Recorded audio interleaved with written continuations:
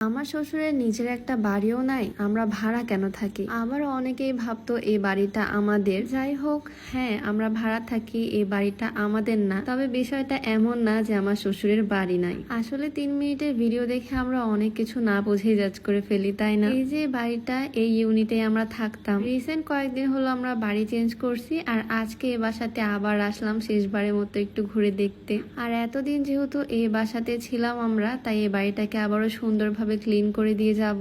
এই যে এইটাই আমাদের বেডরুম ছিল, যেখানে আমি আর আমার হাজবেন্ড থাকতাম। খোলামেলা একটা রুম। বাড়িটা শেষবারের মতো ঘুরে ঘুরে দেখতেছি, সব ফার্নিচার ছাড়া একদম ফাঁকা, কেমন যেন অচেনা লাগতেছে। যাই হোক, টপিকে আসি, বিষয়গুলো ক্লিয়ার করি। আসলে আমার অ্যাকচুয়াল শ্বশুর বাড়ি হচ্ছে যশোরে। সেখানে আমার দাদা শ্বশুরের বাড়ি, আমার শ্বশুরের স্থানীয় বাড়ি। সেখানে আমার শ্বশুরের বাড়ি, বাগান, জমি সবকিছুই আছে। কিন্তু আমার শ্বশুর নাটোরে সরকারি চাকরি করে, নাটোর সুগার মিলে জব করে সে। আর সেই চাকরির সুবাদেই সে দীর্ঘদিন হলো তার পরিবার নিয়ে নাটোরেই থাকে, ভাড়া বাসাতে। আমার শ্বশুর আব্বু খুবই সহজ সরল মনের মানুষ, তার শহর খুব একটা পছন্দও না। তার ইচ্ছা সে রিটায়ারমেন্টের পর তার ফুল ফ্যামিলি নিয়ে আবারও গ্রামে চলে যাবে, যশোরে। আর সেখানে গিয়ে খুবই সিম্পল লাইফস্টাইল লিড করবে। আমারও গ্রাম ভীষণ পছন্দ, কিন্তু সত্যি বলতে আমার হাজবেন্ডের এই নাটোর শহরটার প্রতি অন্যরকম একটা মায়া কাজ করে। এই শহরটাকে একদম আপন আপন মনে হয়, নিজের শহর মনে হয়। সেই জন্যই আমার আর আমার হাজবেন্ডের ইচ্ছা এই শহরে ছোট্ট এক টুকরা জমি কিনে সেখানে নিজেদের একটা বাড়ি করব। নিজের বাসায় থাকার শান্তিটা আসলে অন্যরকম, তাই না? কিন্তু আমাদের মতো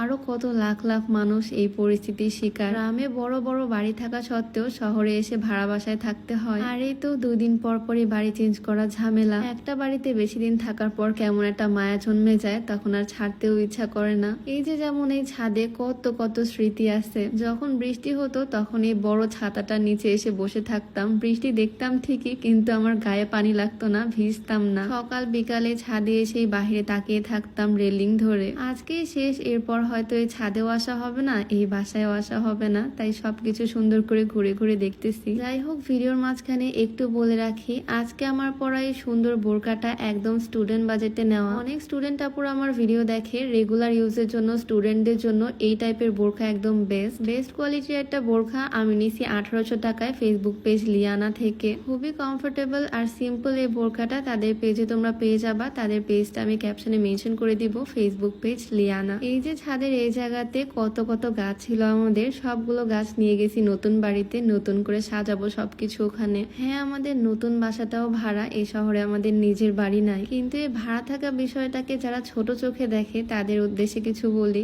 এইরকম একটা শহরে বড় একটা বাসা ভাড়া নিতেও কিন্তু মাসে 10-12 হাজার টাকা মিনিমাম খরচ পড়ে। এই টাকা দিয়ে হয়তো নিজের বাড়িতে থাকা কোনো ফ্যামিলিরই পুরো একটা মাস চলে। শুধু আমরা না, শহরে আরো লাখ লাখ মানুষ আমাদের মতো এভাবে ভাড়া বাসায় থাকে। ভাড়া বাসায় তো আমাদের আর ফ্রিতে থাকতে দেয় না, তাই না? আর সত্যি বলতে না, ভাড়া বাসা হ্যান ত্যান এইসব আমার এত মনে হয় না। যখন যেখানে থাকি সেই বাড়িটাকেই নিজের মনে হয়, নিজের মতো করে সাজিয়ে নিই, সেই বাড়িটাকে আপন মনে হয়। আর জীবনে না এসব ঘর বাড়ি কিছুই না, সুখ শান্তিটাই মেইন। ফ্যামিলির এই 4-5টা মানুষের মধ্যে যদি আন্ডারস্ট্যান্ডিং থাকে, ফ্যামিলির মানুষগুলো যদি একজন আরেকজনকে বোঝে, সম্পর্ক ভালো থাকে, তাহলে সুখ শান্তি এমনি আসে সেই বাসায়। সেটা ভাড়া বাড়ি হোক আর টিনের বাড়ি হোক। বড় একটা শহরে তোমার বড় একটা 10তলা বিল্ডিং থাকতেই পারে, তাই বলে এই না তোমার বিল্ডিং এ যারা ভাড়া থাকে তারা গরিব, তারা ফকির। সবাই আসলে পরিস্থিতির শিকার। শহরে আর কতজনেরই নিজের বাড়ি থাকে। একটা 5তলা বাড়ির মালিক কিন্তু একজন, বাট ওই বাড়িতে ভাড়া থাকে আরো 20টা ফ্যামিলি। যাই হোক, অনেক কথা বলে ফেললাম, তাই না? আমার মতো সেম স্টোরি হয়তো অনেকের সাথে মিলে গেল। এই বাসায় অনেকদিন ছিলাম, তাই মায়া জন্মে গেছে। শেষবারের মতো বাড়িটা ঘুরে ঘুরে দেখলাম, আর এখন চলে যাচ্ছি। আসলে আমাদের সবার উচিত যে যার পজিশন থেকে আল্লাহর কাছে শুকরিয়া আদায় করা, আলহামদুলিল্লাহ বলা। কাউকে, কারো পরিবারকে ছোট করে লাভটা কি বলো? সে যদি হ্যাপি থাকে, আল্লাহ যদি তাকে হ্যাপি রাখে, তুমি উল্টাপাল্টা কথা বললেও তার কিছুই হবে না। যাই হোক, আল্লাহ যেভাবে রাখছে আলহামদুলিল্লাহ, অনেক সুখে আছি, অনেক হ্যাপি আছি। তো আশা করি আজকের ভিডিওতে সবকিছু ক্লিয়ার করতে পারলাম। তো সবাই ভালো থাকো, সুস্থ থাকো, দেখা হয়ে যাবে নতুন কোনো ভিডিওতে। সবাইকে আল্লাহ হাফিজ।